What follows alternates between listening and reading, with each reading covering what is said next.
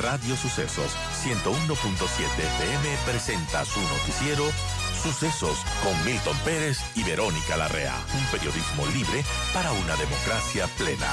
Los hechos y las opiniones de los sucesos que marcan nuestro tiempo.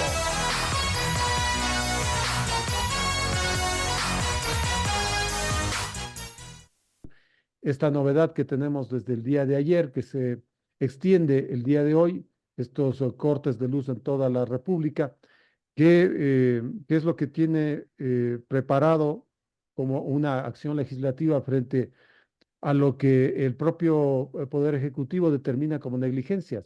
Asambleísta, bienvenido. Buenos días, un saludo cordial para todos. A ver, lo primero es lo primero. Sin lugar a dudas, ha habido falta de previsión y planificación, ya que los primeros cortes se hicieron sin ni siquiera publicar un cronograma. Después han publicado un cronograma que no se ha cumplido.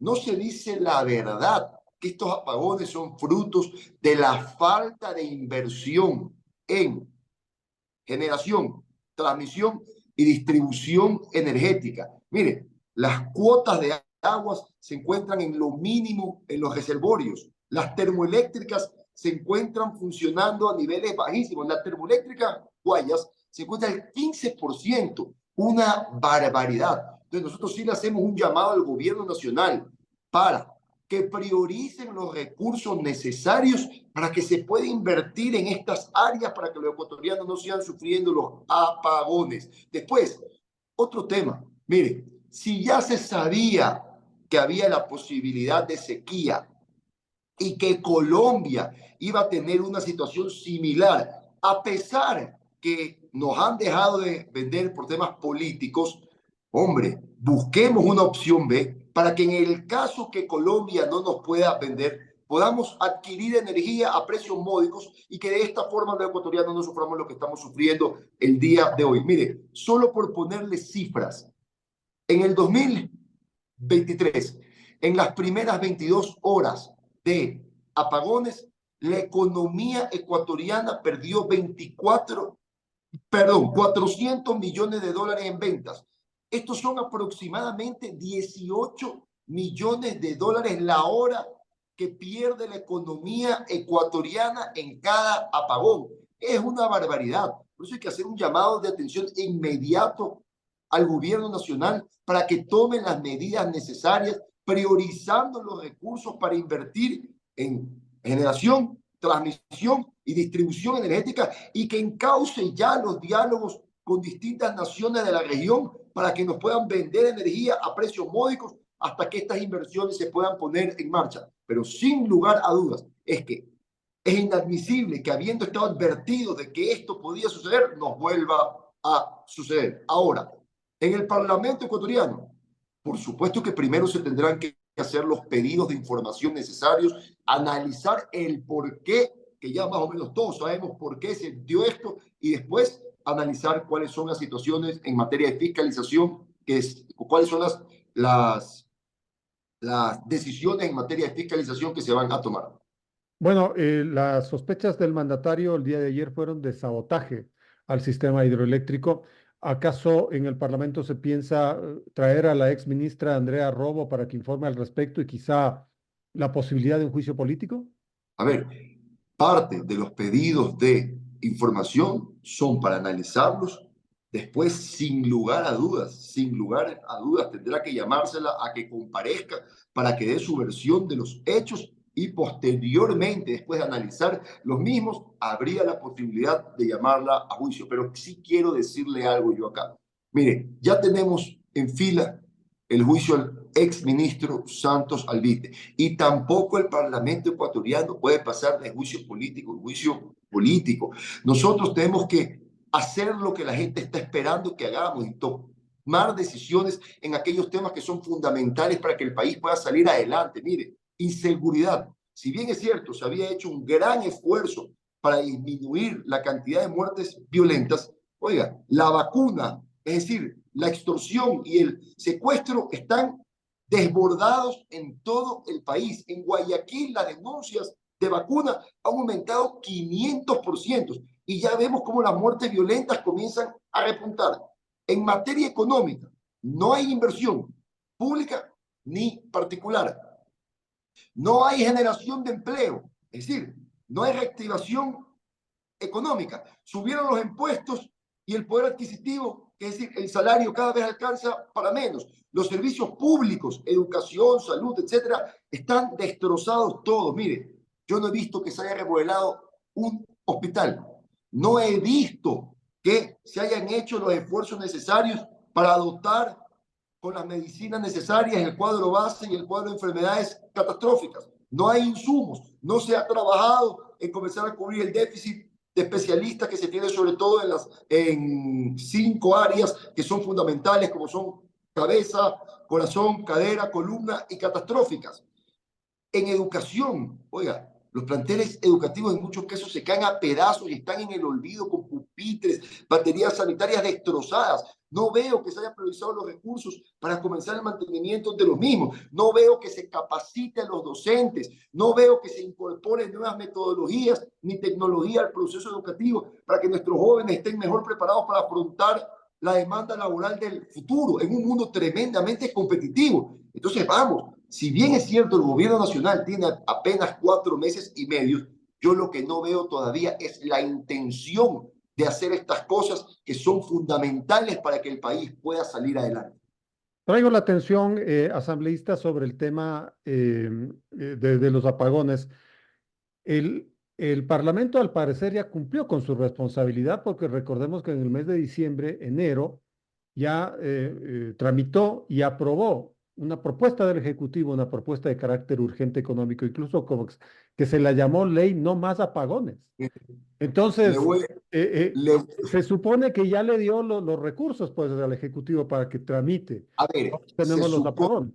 se supone que ya se debatió la propuesta que planteaba el Ejecutivo y que era la herramienta, es decir, el marco legal, jurídico, que necesitaba para comenzar a cubrir esto. Pero por esto yo hablo de previsión. ¿Por qué? Porque muchas de las leyes que se aprobaron en esta ley en materia económica urgente, energética, son positivas, pero son de inversión y las inversiones son de mediano y largo plazo. Esa es la realidad. Por eso, hasta que se genere, mire, déjeme darle un ejemplo clarísimo. Vaya, pregúntele al ministerio si ha hecho los reglamentos. Si no ha hecho los reglamentos, no puede poner la ley en práctica. Ni siquiera han hecho los reglamentos. Y es porque estas cosas no funcionan de la noche a la mañana. Si bien es cierto, la ley tiene algunas cosas positivas, otras que se pudieran cambiar y hacérselas mejor, son de funcionamiento a mediano y largo plazo. Esa es la realidad. Por eso, hasta que se pueda construir ya con la conformación de los reglamentos y generando la seguridad jurídica necesaria, porque aquí vamos a decir las cosas como son, nadie invierte en un país donde no hay seguridad jurídica. Y después de la invasión a la Embajada de México, la imagen del Ecuador queda muy trastocada a nivel internacional. Esa es la realidad. Pero hasta que se dé eso, el Ecuador tenía que haber priorizado los recursos y hacer contacto con otras naciones para poder cubrir ese déficit energético y que no suceda lo que está sucediendo. Por eso yo hablaba de previsión y planificación. La Asamblea Nacional aprobó una ley que, si bien es cierto, es perfectible, porque todas las leyes son perfectibles, era positiva. Pero, por ejemplo, mire, yo soy parte de la comisión que aprobó esta ley. Yo no estuve en la misma porque tuve un problema familiar y tuve que estar fuera unos días. Pero le voy a decir algo. Hay un artículo que te dice que si tú inviertes en distribución, una vez terminada esta inversión, tiene que pasar a la red pública, es decir, al Estado, y que tu beneficio por haber invertido será 150% de deducción del impuesto a la renta.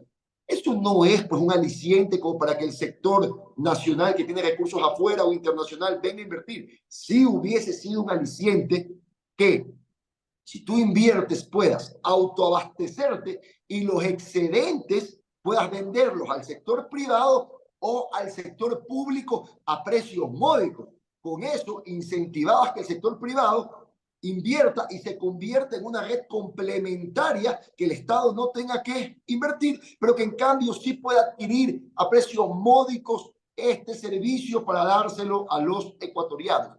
Entonces, siempre las cosas son perfectibles, hay cosas que se pueden mejorar, pero vuelvo y lo repito, si bien es cierto, la ley no es mala, la ley tiene cosas buenas, tiene un tiempo para que comience a dar resultados, y para eso tiene que darse otros pasos. ¿Cómo? Hacer los reglamentos. El país tiene que generar seguridad jurídica para que vengan los inversionistas y etcétera. Si no sucede eso, mire, las leyes por más buenas que sean quedan en el aire, pero no van a dar resultados, serán letra muerta. Claro, y por eso la necesidad, pues, de que la señora Andrea Robo concurra al Parlamento Nacional para preguntarle, por ejemplo, en qué nivel ¿no? De desarrollo de los reglamentos estaba.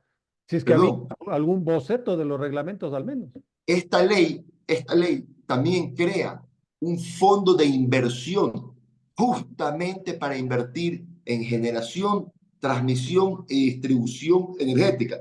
Nosotros queremos saber qué pasó con ese fondo, cuántos recursos tiene ese fondo, cuál es la planificación de las inversiones que van a salir de ese fondo, que es plata del pueblo ecuatoriano. Por eso vamos a hacer los pedidos de información necesarios, se la tiene que llamar a comparecer y en el caso que sea necesario se activará el juicio. Pero como le digo, el Parlamento ecuatoriano tampoco puede estar de juicio político en juicio político. Nosotros tenemos que tomar decisiones sobre temas que son tremendamente importantes, como son inseguridad, la reactivación económica y la recuperación de los servicios públicos, que son derechos que tiene el pueblo ecuatoriano y que tienen algunos años ya en muy mal estado.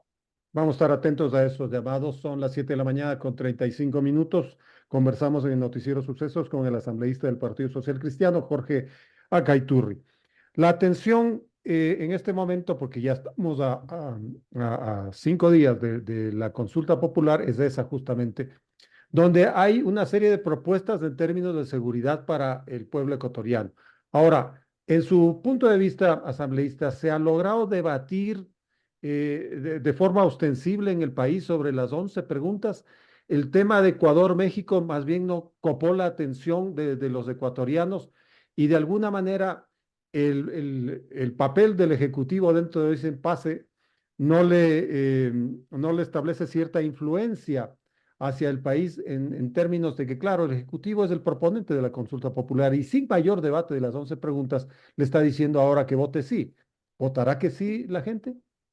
Mire, sí creo yo que tanto el problema que se suscitó con México y los apagones han desviado la atención de la consulta. Sí creo yo que faltó una mayor socialización de las mismas. Sin embargo, le voy a dar mi punto de vista siempre respetuoso y frontal.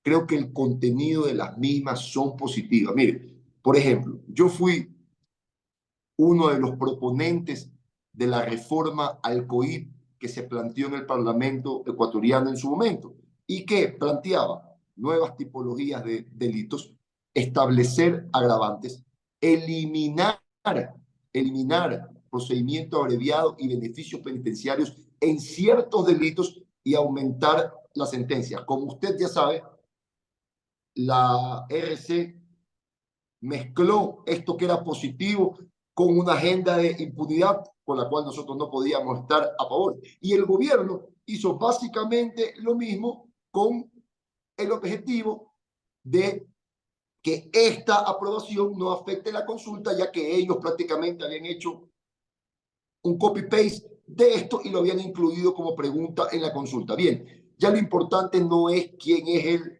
proponente, lo importante es que se apruebe para que jueces y fiscales tengan herramientas legales claras para sentenciar con contundencia al crimen organizado. Entonces, ¿cómo yo voy a estar en contra de que estas cosas se aprueben? Yo estoy totalmente a favor. ¿Cómo se puede estar en contra de que los militares complementen el trabajo de la Policía Nacional en las cárceles, en las calles y etcétera, para enfrentar y vencer al crimen organizado? ¿Cómo voy a estar en contra de que si en los últimos años hemos visto que son los capos de la mafia los que dan órdenes en las cárceles, no existe una herramienta legal que permita su extradición para que vayan a cárceles internacionales una vez que otra nación los requiera y cumplan sus sentencias sin que puedan hacer lo que les da la regalada gana en las cárceles. Y mire, hay preguntas que han tenido una mayor discusión, pero también una mayor desinformación. Y me voy a referir al arbitraje internacional y al trabajo por hora. Que son Sobre el las arbitraje preguntas más discutidas, ¿no? internacional. Mire, permítame dar ejemplos. ¿Qué pasaría si mañana usted está interesado de ir a ver un partido de fútbol entre Ecuador y Argentina y le dicen que el técnico es perdón, que el árbitro es Scaloni? Dice, no, pues el partido no se va a jugar en condiciones justas. El árbitro es el director técnico que tiene la selección argentina. No es lógico. Exactamente Qué igual. bueno que no me dijo que el partido era entre Ecuador y México. No, tranquilo. Mire, cuando un inversionista ve como atractiva una inversión en otra nación, lo primero que hace es revisar el marco jurídico para ver si ésta va a tener condiciones justas. Y el arbitraje internacional lo que hace es que ante un incumplimiento de las reglas o una diferencia entre el Estado ecuatoriano y algún inversionista, este pueda ir a un tribunal internacional independiente en búsqueda de una sentencia justa. Nadie invierte en un Estado que es juez y parte y donde todos sabemos que la justicia no es independiente como pasa en el Ecuador. Así que simplemente es eso, crear la herramienta legal, el marco jurídico para que los inversionistas sientan que sus inversiones están protegidas en el Ecuador y vengan más a invertir, a generar empleo, progreso, desarrollo y bienestar. Pero a esta pregunta, el señor Leonidas Diza, los sectores sindicales y últimamente la Revolución Ciudadana desde el 5 de abril, le dice que no. Como le dicen que no al trabajo por horas, pues no. Allá voy. En este momento se está difundiendo el relato de que las personas que están trabajando indefinidamente, que tienen su contrato indefinido, su estabilidad, no, que desde el día lunes, si es que gana el sí en la pregunta por hora, les van a pasar al sistema por horas. Mire, es una barbaridad lo que dicen. Primero, vamos a desmenuzar esto. El trabajo por hora. Le pregunto yo, ¿es una modalidad que existe en la mayoría de países desarrollados del mundo, sí o no? Sí, como Estados Unidos. Oiga, los ecuatorianos hace poco en la prensa escrita leía que estaban aprovechando las vacaciones para ir a trabajar a Estados Unidos por hora. Entonces, mire usted cómo intentan distorsionarnos de la realidad. Bueno, la mayoría de países desarrollados del mundo tiene este tipo de modalidad. No va a ser por locos, ¿no? Ellos que les ha ido bien y a nosotros que nos ha ido mal. Eso uno. Dos, ¿a qué empresario usted cree que se le ocurriría despedir a un trabajador con experiencia para contratar dos personas sin experiencia? Eso no tiene lógica, sobre todo si se va a pagar lo mismo, porque el salario, el pago, es proporcional a las horas trabajadas, igual que los beneficios sociales. Esto no va a afectar a las personas que ya tienen un empleo. Sí le va a generar una oportunidad de tener empleo a madres de familia, a estudiantes o a emprendedores que quieren tener algún ingreso y continuar sus emprendimientos. Así que basta ya de tanta desinformación, basta ya de tantas tonterías ideológicas que lo único que hacen es mermar el progreso de la patria. Mire, las ideologías, por supuesto que todos tenemos alguna con la que tenemos coincidencias y cercanías, pero ¿qué son?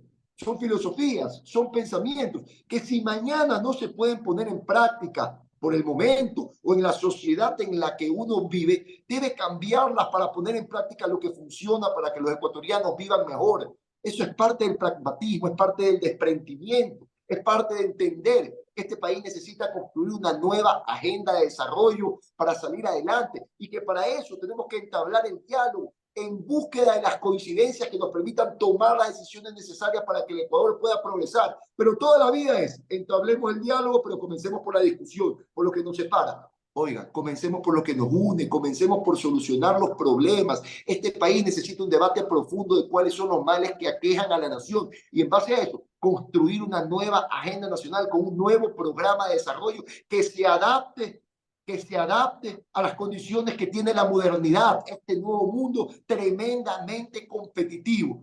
Yo abogo porque exista madurez política y porque se pueda lograr esto. Entendemos su punto, asambleísta, y le agradecemos por la charla, le agradecemos Gracias a usted. por sus criterios. Gracias a usted. Estaremos conversando en Un otro saludo momento. cordial para todos sus seguidores, que son muchísimos.